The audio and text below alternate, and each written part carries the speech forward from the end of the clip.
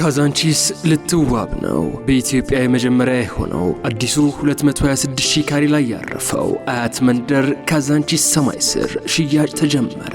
ከባለ 1 መኝታ እስከ ባለ 4 መኝታ ስፋት ያላቸው ዘመናዊ ቤቶች በ20 በመቶ ቅድመ ክፍያ በታሪካዊቷ ካዛንቺስ የቤት ባለቤት የሚሆኑበት እድል ተመቻችቷል። የቅንጡ መንደር የመጫወቻ ቦታዎች፣ የህዝብ ፕላዛ፣ አረንጓዴ ቦታዎች፣ ደረጃውን የጠበቀ ሞል፣ የንግድ ሱቆች፣ 12000 ተሽከርካሪ የሚያቆሙ ቤዝመንት ፓርኪንግ፣ ለእግረኛና ለብስክሌት ተጠቃሚዎች ምቹ የሆኑ መንገዶች ያካተተ በመሆኑ እርሶም የዚህ አዋጭ ኢንቨስትመንት ተጠቃሚ ሁኑ። ስልክ 0912633107 ፈጥነው ይደውሉ።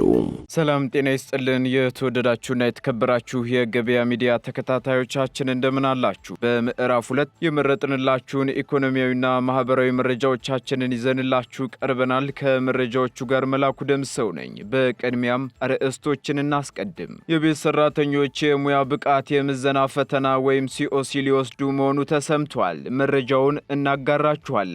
በተደጋጋሚ ቅሬታ ብናሰማም የሚሰማን አካል አጣን ሲሉ ስጋ ቤቶች ቅሬታቸውን አቀረቡ። ቅሬታው ምንድነው? የሚመለከተው አካልስ ምን አለ? በዝርዝር ይዘነዋል። የትንሣኤ በዓልን አስመልክቶ የገበያ ሚዲያ በበዓሉ ዋዜማ ላይ እንቁላልና ዶሮን ጨምሮ ሌሎችም ለበዓሉ የሚውሉ ግብአቶች በስፋት በሚገኙባቸው በተለያዩ ገበያዎች ላይ በመዘዋወር ቅኝቱን አድርጓል። በቅኝቱስ ምን ታዘበ? እናደርሳችኋለን። የአፍሪካ ልማት ባንክ ፕሬዝዳንት ስለ አፍሪካ ጥሬ ዕቃዎች ያስተላለፉትን መልእክት ተከትሎ በርካቶች እየተቀባበሉት ይገኛሉ። ፕሬዝዳንቱ ያስተላለፉት ምንድነው የሚሉትንና ሌሎች የተመራረጡ የኢኮኖሚያዊና ማህበራዊ መረጃዎቻችንን ይዘንላችኋል። አዳዲስ እንዲሁም ትኩስ መረጃዎችን ለማግኘት ታዲያ የገበያ ሚዲያን እንድትወዳጁ እየጋበዝን በዝርዝር ወደ ያዝንላችሁ መረጃዎቻችን እናልፋለን። በተያዘው በጀት ዓመት በ9 ወራት በሌማት ትሩፋት መርሃ ግብር 6.3 ቢሊዮን የዶሮ እንቁላልና 192,000 ቶን የአሳ ምርት ማምረት መቻሉን የግብርና ሚኒስቴር አስታወቀም። የዶሮ ስጋና እንቁላል ምርታማነትን ለማስፋትም 90 ሚሊዮን የአንድ ቀን ጫጩት ለማህበረሰቡ ማሰራጨቱንም ሚኒስትሩ አክሎ ገልጿል። የሌማት ትሩፋት መርሃ ግብር ከተጀመረ ወዲህ ትልቅ ውጤት መገኘቱን የግብርና ሚኒስትር ዴታው ዶክተር ፍቅሩ ረጋሳ ተናግረዋል። መርሃ ግብሩ የእንስሳት ምርትና ምርታማነትን በማሳደግ በምግብ ዋስትናን ማረጋገጥና የምግብ ስርዓትን ማሻሻል ላይ ከፍተኛ ለውጥ ማምጣቱንም አክለዋል። የሌማት ትሩፋት ትኩረት ካደረገባቸው መካከል የዶሮ ስጋና የእንቁላል ምርትን ለማሳደግ የአንድ ቀን ጫጩት ስርጭትን ማስፋት ላይ በትኩረት እየሰራ እንደሆነም ተገልጿል። በዚህም በዶሮ ስጋና በእንቁላል ምርትንም ከፍተኛ አፈጻጸም መኖሩን ጠቅሰው 6.3 ቢሊዮን እንቁላልና 128,000 ቶን የዶሮ ስጋ መመረት መቻሉን አስረድተዋል። ሌላኛው በሌማት ትሩፋት ትኩረት የተሰጠው የአሳ ምርት ሲሆን ህብረተሰቡ ከውሃ አካላትና ከኩሬዎች በተጨማሪ በየአካባቢው በጓሮው በአነስተኛ ቦታ ላይ እንዲያመርት ምቹ ሁኔታ እየተፈጠረ ነው ብለዋል። በዚህም በባህር ዳር፣ በባቱ፣ በአርባ ምንጭ፣ በሐዋሳና በሰበታ የአሳ ጫጩት ማከፋፈያ ማዕከላትን የማጠናከር ስራዎች እንደሚከናወኑም ጠቁመዋል። በዚህም የአሳ ምርት አቅርቦቱ እያደገ ነው ያሉት ሚኒስትር ዴታው ባለፉት 9 ወራት 192,000 ቶን የአሳ ምርት መገኘቱንም አክለዋል። ጠቅላይ ሚኒስትር ዶክተር አብይ አህመድ የሌማት ትሩፋት መርሃ ግብርን ጥቅምት 24 ቀን 2015 ዓ.ም በአርባ ምንጭ ከተማ ማስጀመራቸው ይታወሳል። ሰሞኑን በአዲስ አበባ ከተማ ብሎም በተለያዩ አካባቢዎች የእንቁላል ዋጋ በከፍተኛ ሁኔታ በመጨመሩ ተደጋጋሚ ቅሬታዎችን አስከትሎ እንደነበርና ለዚህም የእንቁላል ዋጋ ጭማሬ ምክንያቱ ጥያቄ ቀረበለት የግብርና ሚኒስቴር በወቅቱ ጭማሬ ማሳየቱን አምኖ ምክንያቱን ግን ጥናት ያስፈልጋል የሚል ምላሽ መስጠቱንና እኛም በሰዓቱ ዜና ወጃችን ላይ ወደ እናንተ አጋርተናችሁ እንደነበር ይታወሳል። በሌላ በኩል የዘንድሮውን የትንሣኤ በዓል አስመልክቶ የአዲስ አበባ ህብረት ሥራ ማህበርና የአዲስ አበባ ንግድ ቢሮ ሁሉንም ማህበረሰብ ያማከለ የግብርና ምርቶች፣ ሸቀጣ ሸቀጦች እንዲሁም የእንስሳት ተዋጽኦ አቅርቦቶችን በበቂ ሁኔታ አቀርበናል በማለት መግለጫ ሰጥተዋል። ታዲያ የገበያ ሚዲያም በበዓሉ ዋዜማ ላይ እንቁላልና ዶሮን ጨምሮ ሌሎችም ለበዓሉ የሚውሉ ግብአቶች በስፋት በሚገኙባቸው በተለያዩ ገበያዎች ላይ በመዘዋወር ቅኝቱን አድርጓል። አምና 700-800 ነበር፣ አሁን 2000 ብር ነው። ገበያው ሄዷል። እንደ ጊዜው አይጥፋ ነው። በአንጻራዊ የተወሰነ ልዩነት ያለው ይመስለኛል። ብዙ ዞር አላልኩ። ከብት ገበያም ዶሮ ገበያም ዞር ያለው ምናልባት የዶሮ ቀጥታ እንደመጣው የገዛሁት ትንሽ ጭማሪ ያለው ይመስለኛል። ዋጋው በእርግጥ በትንሹ በመጠኑ ጨምሯል፣ ግን በብዛት የገባ ሁኔታ አለ። ዞሮ ያው ገዝተናል። እስካሁን ድረስ ባለው ሁኔታ ችግር የለም። በቅኝቱ ወቅትም አንድ ዶሮ ከ1500 ብር እስከ 2000 ብር እየተሸጠ ሲሆን የአበሻ እንቁላል ደግሞ ከ19 እስከ 20 ብር እንዲሁም የፈረንጅ እንቁላል 15 ብር እየተሸጠ መሆኑን ለማየት ችሏል። ገበያው በጣም አሪፍ ነው። ያው ዶሮቹ ዋጋው 1800፣ 1900፣ 2000 ብር ድረስ ይወስዳሉ። 2200 ድረስ አለ። ከፍተኛው ዝቅተኛውስ? ዝቅተኛ 700 ድረስ አለ። አምና 1700 የተሸጠው ዘንድሮ 2000 እስከ 2100 ብር ሽጠናል።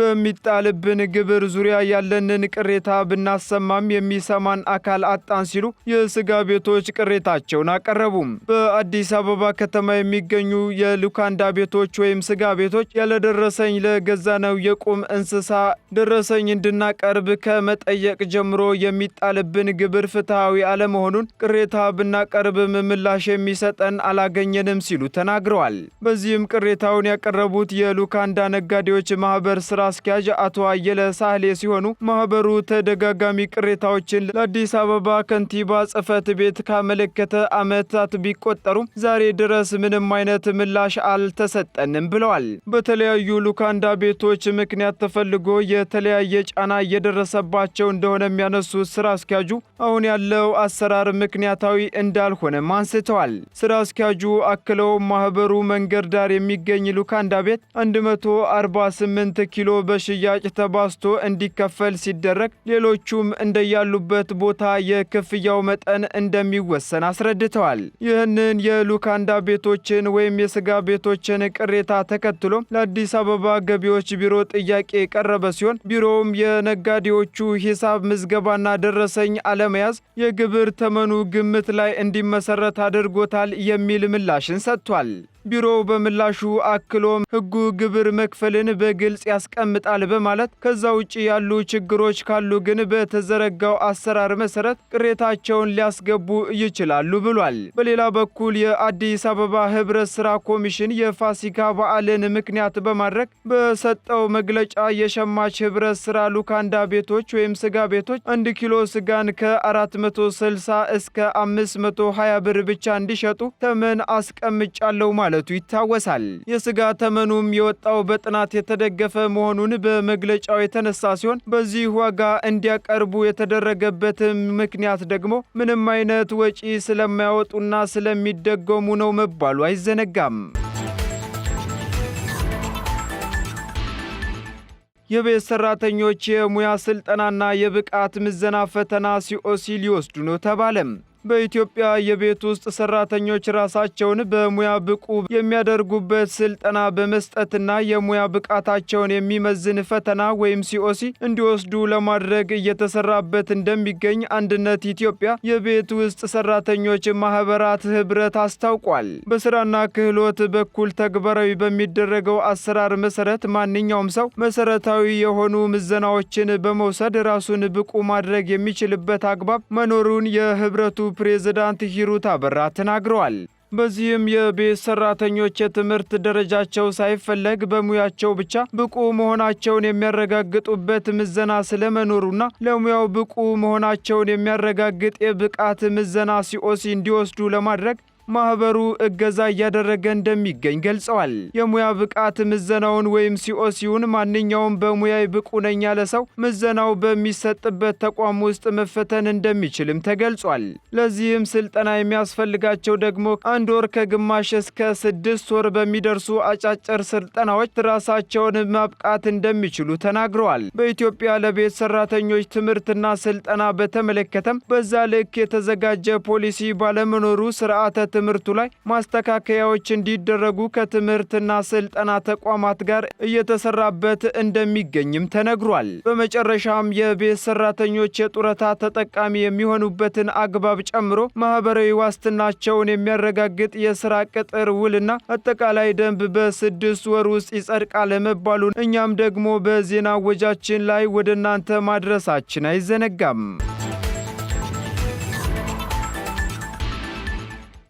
ቀጥለናል ተከታታዮቻችን። በመጨረሻም በዝርዝር ወደምንመለከተው መረጃችን ስናልፍ ደግሞ የአፍሪካ ልማት ባንክ ፕሬዝዳንት ዶክተር አኪንዋሚ አዴሲና አፍሪካ ከድህነትና ኋላ ቀርነት ለመውጣት ከፈለገች ጥሬ ዕቃዎቿን ወደ ውጪ መላክ ማቆም አለባት ሲሉ አሳሰቡም። አዴሲና ባሳለፍነው ሐሙስ በኤክስ ገጻቸው ባስተላለፉት መልእክት አፍሪካ ያልተዘጋጁ ምርቶችን ከማቅረብ ወደ ተመረቱና ተጨማሪ እሴት ያላቸውን ዕቃዎች አምራችነት መሸጋገር እጅግ አስፈላጊ መሆኑን አጽንኦት ሰጥተው ተናግረዋል። አፍሪካ ጥሬ ዕቃዎቿን ወደ ውጪ መላክ ማቆም አለባት ያሉት ፕሬዝዳንቱ ጥሬ ዕቃዎችን ወደ ውጪ መላክ የድህነት በር ነው ሲሉም አክለዋል። ፕሬዝዳንቱ በኤክስ ገጻቸው ላይ አክለው ባሰፈሩት መልእክት ተጨማሪ እሴት ያላቸውን ምርቶች ወደ ውጪ መላክ ደግሞ ወደ ሀብት የሚያደርስ አውራ ጎዳና ነው ሲሉም ጽፈዋል። ፕሬዝዳንት አዴሲና አፍሪካ ጥሬ ዕቃዎቿን በማቀነባበር የራሷን ኢንዱስትሪዎች በማሳደግ ለዜጎቿ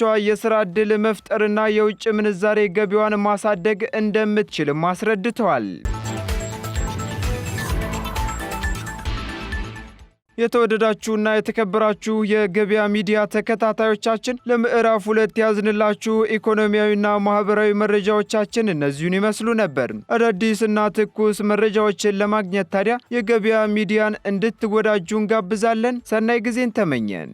ካዛንቺስ ልትዋብ ነው። በኢትዮጵያ የመጀመሪያ የሆነው አዲሱ 226,000 ካሬ ላይ ያረፈው አያት መንደር ካዛንቺስ ሰማይ ስር ሽያጭ ተጀመረ።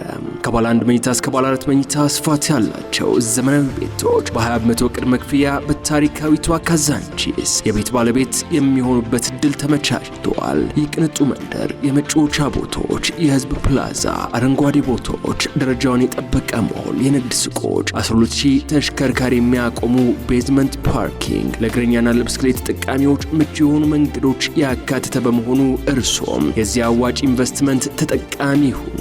ስልክ 0912 63 3107 ፈጥነው ይደውሉ።